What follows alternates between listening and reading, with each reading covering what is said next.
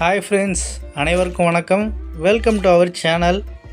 இன்றைக்கி நம்ம ஈஸியாக ஒரு வெஜிடபிள் பிரியாணி செய்கிறத பற்றி தான் இன்றைக்கி நம்ம இந்த வீடியோவில் பார்க்க போகிறோம். அதுக்கு தேவையான பொருட்கள் எல்லாமே நம்ம வீடியோவில் காட்டியிருக்கேன். அது எல்லாத்தையுமே வச்சு எடுத்து ரெடி பண்ணி வச்சுக்கோங்க. இது வெஜிடபிள்ஸ் க்ளீன் பண்ணி வச்சுருக்கேன்.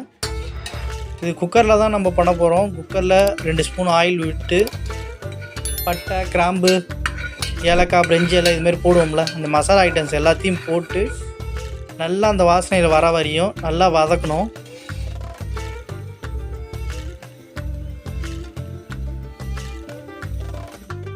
அடுத்து வெங்காயம் நீட் வாக்கில் பிரியாணி செய்கிற மாதிரி வச்சு நல்லா அந்த கலர் மாறுற வரையும் வெயிட் பண்ணுங்கள். அதுக்கப்புறம் 2 பச்சை மிளகா, உங்களுக்கு இதில் 4 பச்சை மிளகா போட்டிருக்கோம், உங்களுக்கு தேவையான அளவு போட்டுக்கோங்க.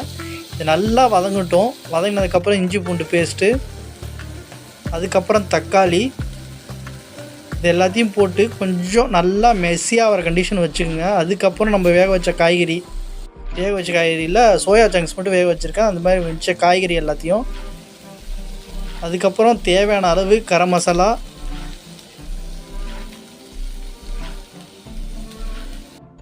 அதுக்கப்புறம் சில்லி பவுடர், சிவப்பு மிளகாய் பவுடர், அடுத்து உப்பு, இது எல்லாத்தையும் போட்டு நல்லா மிக்ஸ் பண்ணி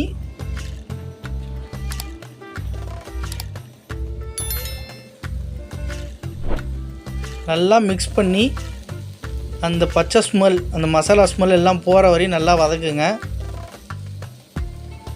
இந்த நேரத்துக்கு அரிசி எடுத்து நல்லா கழுவி வச்சுக்குங்க. அதுக்கப்புறம் இந்த அரிசிக்கு தேவையான அளவு 1 டம்ளர்னால் 2 டம்ளர் தண்ணி எடுப்போம்ல, அரிசிக்கு 2 டம்ளர் தண்ணி, அது மாதிரி எடுத்து கணக்கு பண்ணி அதை எடுத்து ஊற்றி காய் வேகிற வரையும் வெயிட் பண்ணுங்கள். நல்லா கொதிக்கும். இது மாதிரி கொதிக்கிற ஸ்டேஜ் வரையும் வெயிட் பண்ணணும். முக்கியமாக